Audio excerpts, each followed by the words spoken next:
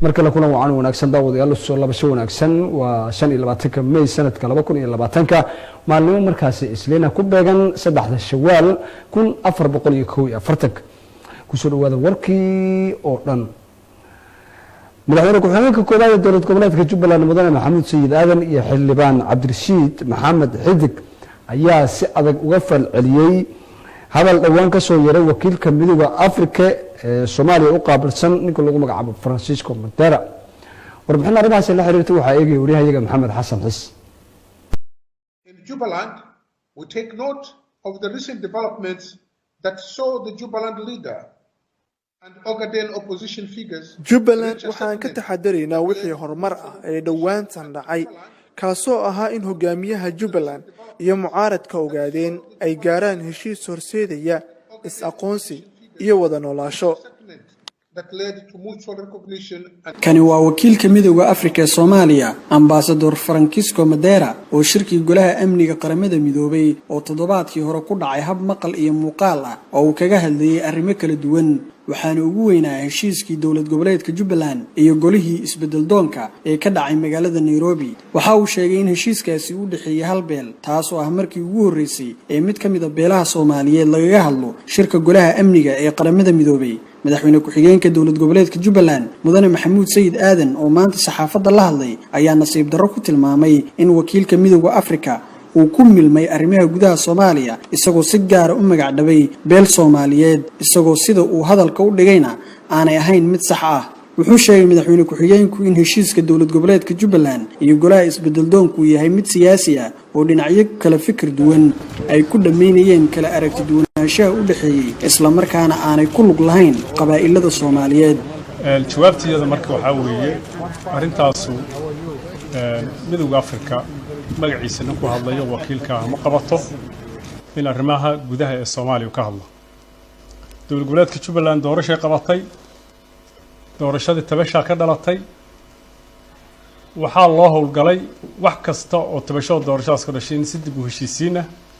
wada hadal ah lagu xalliyo waqti dheer baa la siiyay tabashooyinka dhashay dhinacii hogaaminayay oo madaxda ka ahaa hogaamiyaashii midowga musharaxiinta hogaamiyaashii u tartamayay madaxweynenimada ee saluugay qaabka ay wax u dhaceen waqti dheer ayay dowlad goboleedka Jubbaland wada hadal kula jirtay waa ugu mahadcelinaynaa aakhir inay u tanasuleen shacabka reer Jubbaland iyo nidaamka Jubbaland hogaamiyaashaas oo Honorable Cabdirashiid Xidig uu hadda nagala joogo Cabdinaasir Sayraar ka mid ahaa iyo kuwa kale fara badan oo maalinba la gaarayay in la wada hadlo lisfahmo ummadda ay u tanasulaan waxay xambaarsanaayeen aragtidii laga soo horjeeday dhammaan ayaga hogaaminayay ayaga madax ka ahaa ayaga madaxweynaha isku soo sharaxay ayaga markii dambana taageerayaashoodii u doorteen madaxtinimada waxay markii matalayeen ummadda reer Jubbaland oo ka biyadiiday doorashadii oo dhinaca laga soo horjeeday ahaa ma ahayn wax qabiil ku saabsan ma ahayn wax ku saabsan maxay ahayd aragtiya hoose waxay ahayn hogaamiyaal xambaarsanaa fikirkii naga soo horjeeday haddaanu heshiinay beesha caalamka waa ugu mahadcelinaynaa inay ka jawaabtay soo dhaweysay ku faraxday nagu dhiirigelisay inta dhimanna inaan dib u heshiisiintaas geed walba u fariisano Ambassador marka Montera xagee kaalinta ka soo galay maxaa keenay inuu ku farxi waayo maxaa keenay inuu hambalyeyn waayo maxaa keenay inuu si kala u dhigo heshiiska qiimaha badan ee ummadda reer Jubbaland iyo hogaamiyaasheeda ku guuleysteen wax la yaab leh weeye waa arrin u baahan baaritaan dheer waa arrin u baahan in laga jawaabo waa arrin u baahan dowladda Soomaaliya iyo labada gole ee baarlamaanka inay ka jawaabaan waa arrin u baahan inay beesha caalamka ka jawaabto waa arrin u baahan inuu raaligelin ka bixiyo kana tago positionku maanta joogo uma qalmo runtii uma qalmo nin diblomaasi oo heerka ah sidoo u hadlay si uu qalmo ma intaan la xisaabinin inuu isxisaabiyo maanta uu raaligelina ka baxa halkaan iskaga taga ayaan u soo jeedinaynaa wakiilka midowga Afrika u jooga Soomaaliya maxaa yeelay marada ka dhacday waxa Allah wax ku xambaari garan mayno waxaan marka ka codsanaynaa dawladda Soomaaliya madaxweyne Maxamed Cabdullaahi Farmaajo waxaa la yidhi hadday wax koro yimaadaan wax hoosaad waa la dhigaa war wixii annaga iyo adigaan isku haynay waa waxaan wada leenahay wax hoosaad weeye fargelin koraad timid oo sharafta Soomaaliya dhaawacaysa jawaab ka bixi sidaad kuma horeba jawaab ugu bixiseen idinkoo magaca Soomaaliya difaacay jawaab ka bixi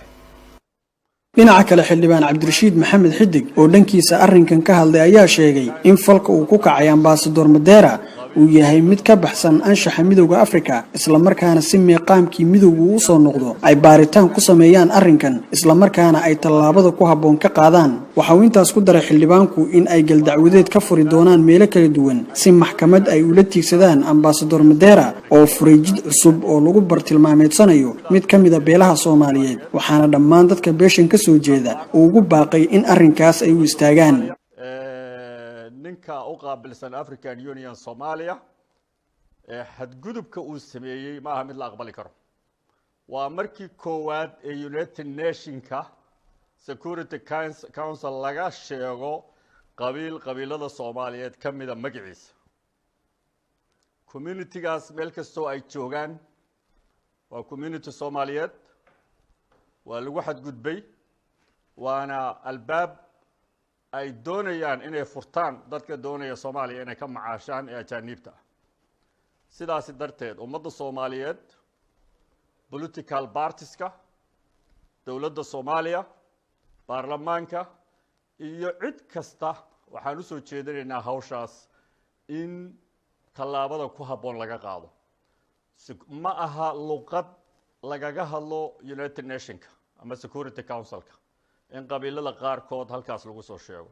xaq wuxuu u leeyahay qabiilka halkaas lagu sheegay magaciisa in ay dacweeyaan furaan court maxkamado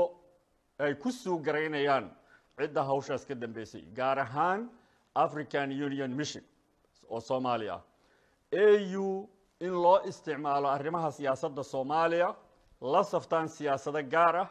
la saftaan qabaa'ilo la saftaan kooxo waa markii koowaad oo ay dhacdo waxaan u soo jeedinaynaa in tallaabada ku habboon laga qaado si loo safe gareeyo magaca African Union ayna u soo noqdo credibility iyo neutrality lagu qabay sida ay u soo noqon lahayd waxaan rabaa baarlamaanka Soomaaliya inay door muhiim ah ka qaataan hawshan sidii loo gaarsiin lahaa meesha ay mudan tahay Francisco Madeerana wadanka looga saari lahaa sidii diblomaasiyiintii ka horreeyay oo sameeyay wax ka sahlan waxa uu sameeyay Madeera waxaan rabaa inaan hoosta ka xariiqo way jiraan siyaasiyiin ama politicians Soomaaliyeed oo maxaan ku dhahay reer Jubbaland oo concern qaba waana albaab furan oo aan raadinayno inaan cid kasta oo Soomaaliyeed oo reer Jubbaland ay qayb ka noqoto dib u heshiisiintaas albaabku waa furan yahay waana sii wadaynaa inaan cid kasta waana isu iman doontaa shacabka Soomaaliyeed meel kasta uu joogo waxaan rabaa abiilkayga kale inaan u diro madaxweynaha dawladda federaalka mudane Maxamed Cabdullaahi Farmaajo saaxiibkay waxaan rabaa inaan u soo jeediyo inuu qaato doorka kaga aadan hogaaminta dalka isu keenida xilligan adag ee doorashooyinka heer federaal loo dareerayo xilligan adag ee wadanka corona ka jiro caafimaad ku liito xilligan adag ee fatahaaduhu jiraan waxaan u soo jeedinayaa in uu qaato leadershipkiisa hogaamineed uuna isu keeno shacabka Soomaaliyeed ciddii maxaan ku dhaw wax kala tabanaysa Maxamed Xasan Xiis Jubaland TV Kismaayo In Jubaland we take note of the recent developments that saw the Jubaland leader and Ogaden opposition figures Jubaland waxaan ka taxadaraynaa wixii horumar ah ee dhawaantan dhacay kaasoo ahaa in hogaamiyaha Jubaland iyo mucaaradka ogaadeen ay gaaraan heshiis horseedaya is-aqoonsi iyo wada noolaansho that led to mutual recognition and kani waa wakiilka midowga Afrika ee Soomaaliya Ambassador Francisco Madera oo shirkii golaha amniga qaramada midoobay oo toddobaadkii hore ku dhacay hab maqal iyo muuqaal ah oo uu kaga hadlayay arrimo kala duwan waxaana ugu weynaa heshiiskii dawlad goboleedka Jubbaland iyo golihii isbedel doonka ee ka dhacay magaalada Nairobi waxa uu sheegay in heshiiskaasi uu dhaxeeyay hal beel taas oo ah markii ugu horeysay ee mid ka mid ah beelaha Soomaaliyeed laga hadlo shirka golaha amniga ee qaramada midoobay madaxweyne ku-xigeenka dawlad goboleedka Jubbaland mudane Maxamuud Sayid Aadan oo maanta saxaafadda la hadlay ayaa nasiib darro ku tilmaamay in wakiilka midowga Afrika uu ku milmay arrimaha gudaha Soomaaliya isagoo si gaar ah u magac dhabay beel Soomaaliyeed isagoo sida uu hadalka u dhigayna aanay ahayn mid sax ah wuxuu sheegay madaxweyne ku-xigeenku in heshiiska dawlad goboleedka Jubbaland iyo golaha isbedel doonku yahay mid siyaasi ah oo dhinacyo kala fikir duwan ay ku dhameynayeen kala aragti duwanaanshaha u dhaxeeyay isla markaana aanay ku lug lahayn qabaa'ilada Soomaaliyeed jawaabtiyada marka waxa weeye arintaasu midowga Afrika magaciisa ninku hadlayo wakiilka ma qabato in arrimaha gudaha ee Soomaaliya ka hadlo dawlad goboleedka Jubbaland doorasho qabatay doorashadii tabasha ka dhalatay waxaa loo howlgalay wax kasta oo tabasho doorashadaas ka dhashay si dib u heshiisiina wada hadal ah lagu xalliyo waqti dheer baa la siiyay tabashooyinka dhashay dhinacii hogaaminayay oo madaxda ka ahaa hogaamiyaashii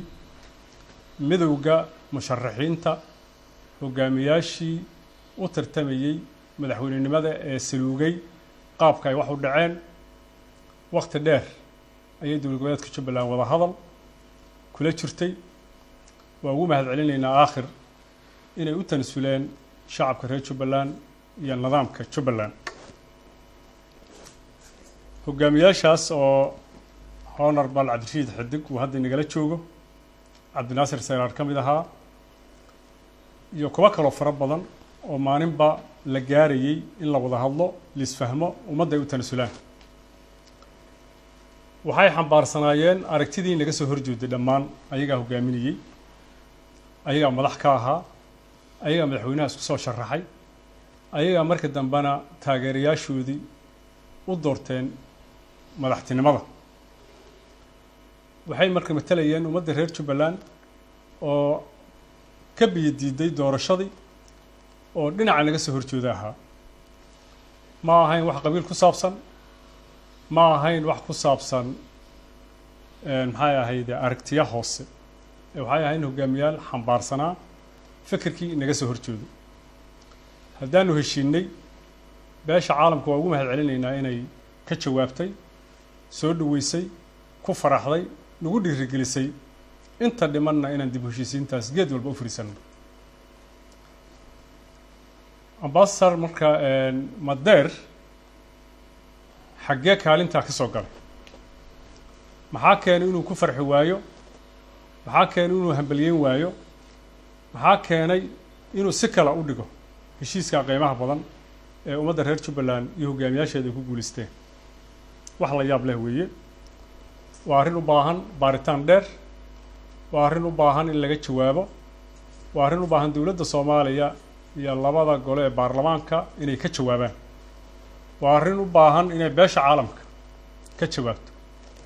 waa arrin u baahan inuu raaligelin ka bixiyo kana tago positionku maanta joogo uma qalmo runtii uma qalmo nin diblomaasi oo heerka ah sidoo u hadlay si uu qalmo ma intaan la xisaabinin inuu isxisaabiyo maanta uu raaligelina ka baxa halkaan iskaga taga ayaan u soo jeedinaynaa wakiilka midowga Afrika u jooga Soomaaliya hay'ad marada ka dhacday waxa Allah wax ku xambaari garan mayno dawlad goboleedka Jubbaland ayadoo ku dhaqmayso dastuurka iyo shuruucda dalka u degsan gogashu waafisan tahay sida Honorable Cabdirashiid Xidig uu sheegay cid kasta wax tabanaysana waa lala fariisan waana la qancin maxaa yeelay waxa wada leenahay cidna kama lihin kalsooni iyo wax wada dhis ayay mabaadi'deeda ku dhisantay marka iyadoo nuxurka bareeska iyagu uu xambaarsan yahay warqadda aad arki doontaan waxaan aad iyo aad mar labaad ugu xunnahay sida uu dhaqmay iyo habdhaqanka midowga Afrika wakiilka u jooga Soomaaliya waxaan marka ka codsanaynaa dawladda Soomaaliya madaxweyne Maxamed Cabdullaahi Farmaajo waxaa la yidhi hadday wax koro yimaadaan wax hoosaad waa la dhigaa war wixii annaga iyo adigaan isku haynay waa waxaan wada leenahay wax hoosaad weeye faragelin koraad timid oo sharafta soomaaliya dhaawacaysa jawaab ka bixi sidaad kuwa horeba jawaab ugu bixiseen idinkoo magaca soomaaliya difaacaya jawaab ka bixi haddii kale waxay kaa hadlayn doontaa wixii horey aada ugu tillaabsatay oo si kale ummadda soomaaliyeed aada ugu sharaxday aad iyo aad baa umahadsantihin wassalamu calaykum waraxmatullahi wabarakaatu dhinaca kale xildhibaan cabdirashiid maxamed xidig oo dhankiisa arrinkan ka hadlay ayaa sheegay in falka uu ku kacay ambaasador madeera uu yahay mid ka baxsan anshaxa midowda Afrika isla markaana si meeqaamkii midowgu u soo noqdo ay baaritaan ku sameeyaan arrinkan isla markaana ay tallaabada ku habboon ka qaadaan waxa uu intaas ku daray xildhibaanku in ay galdacwadeed ka furi doonaan meelo kala duwan si maxkamad ay ula tiigsadaan ambaasador madeera oo furay jid cusub oo lagu bartilmaameedsanayo mid ka mid ah beelaha Soomaaliyeed waxaana dhammaan dadka beeshan ka soo jeeda uu ugu baaqay in arrinkaas ay u istaagaan ninka u qaabilsan African Union Soomaaliya xadgudubka uu sameeyay ma aha mid la aqbali karo waa markii koowaad ee United Nationska Security Council laga sheego qabiilada Soomaaliyeed ka mid ah magaciisa communitygaas meel kastoo ay joogaan waa community Soomaaliyeed waa lagu xadgudbay waana albaab ay doonayaan inay furtaan dadka doonaya Soomaaliya inay ka macaashaan ee ajaanibta sidaas darteed ummadda Soomaaliyeed political partieska dawladda Soomaaliya baarlamaanka iyo cid kasta waxaan u soo jeedinaynaa hawshaas in tallaabada ku habboon laga qaado ma aha luqad lagaga hadlo United Nationska ama Security Councilka in qabiilada qaarkood halkaas lagu soo sheego xaq wuxuu leeyahay qabiilka halkaas lagu sheegay magaciisa in ay dacweeyaan furaan court maxkamado ay ku soo gareynayaan cidda hawshaas ka dambeysay gaar ahaan African Union Mission oo Soomaaliya AU in loo isticmaalo arrimaha siyaasadda Soomaaliya la saftaan siyaasada gaar ah la saftaan qabaa'ilo la saftaan kooxo waa markii koowaad oo ay dhacdo waxaan u soo jeedinaynaa in tallaabada ku habboon laga qaado si loo safe gareeyo magaca African Union ayna u soo noqdo credibility iyo neutrality lagu qabay sida ay u soo noqon lahayd waxaan rabaa baarlamaanka Soomaaliya inay door muhiim ah ka qaataan hawshan sidii loo gaarsiin lahaa meesha ay mudan tahay Francisco Maderana wadanka looga saari lahaa sidii diblomaasiyiintii ka horreeyay oo sameeyay wax ka sahlan waxa uu sameeyay Madera waxaan rabaa inaan hoosta ka xariiqo way jiraan siyaasiyiin ama politicians Soomaaliyeed oo maxaan ku dhahay reer Jubbaland oo concern qaba waana albaab furan oo aan raadinayno inaan cid kasta oo Soomaaliyeed oo reer Jubbaland ay qayb ka noqoto dib u heshiisiintaas albaabku waa furan yahay waana sii wadaynaa inaan cid kasta waana isu iman doontaa shacabka Soomaaliyeed meel kasta uu joogo waxaan rabaa abiilkayga kale inaan u diro madaxweynaha dawladda federaalka mudane maxamed cabdullaahi farmaajo saaxiibkay waxaan rabaa inaan u soo jeediyo inuu qaato doorka kaga aadan hogaaminta dalka isu keenidda xilligan adag ee doorashooyinka heer federaal loo dareerayo xilligan adag ee wadanka corona ka jiro caafimaad ku liito xilligan adag ee fatahaaduhu jiraan waxaan u soo jeedinayaa in uu qaato leadershipkiisa hogaamineed uuna isu keeno shacabka Soomaaliyeed ciddii maxaan ku dhaw wax kala tabanaysa waxaan u soo jeedinayaa inuu ka hortago sidii horeba uu sameeyay oo uu maxaan ku dhaw diblomaasiyiin dalka uga saaray inuu si degdeg ah dalka uga saaro Madera uu si degdeg ah uga saaro isagoo gudanaya waajibaadkiisa qaran taasaan u soo jeedinayaa reer Jubbaland waxaan u soo jeedinayaa inay gacmaha isqabsadaan ma dhici karto in ajaanib soo faragelisay ay wax u dhinto ma dhici karto inay cid kale ay faragelin ku samayso reer Jubbaland meel kastoo ay joogaan waxaan ugu baaqaynaa inay isu yimaadaan oo ay xalliyaan waxyaabaha dhexdooda Jubbaland maamulkeedana waxaan u soo jeedinaynaa inuu albaabku furnaado ayna raadiyaan qof kasta oo meeshii loogu talagalay ay ku raadiyaan haddii alla yiraahdo waxaan idin leeyahay ciid wanaagsan dhamaantiin faylka maxkamadda Madeerana iyo African Unionna waa in laga furaa meel kasta oo ay joogaan community-ga magacooda lagu mention gareeyay Security Council-ka waa in maxkamadda la furaa biilkaasaan usoo jeedinayaa ka codsanayaa community-gaas si aysan u noqonin albaab furmay oo maxaan ku idhaahdaa Soomaali loo wada isticmaalo maalin walba aan qoys meel gaara lala gelin aad baan idin salaamayaa waxaan idin leeyahay ciid wanaagsan assalaamu calaykum waraxmatullahi wabarakaatu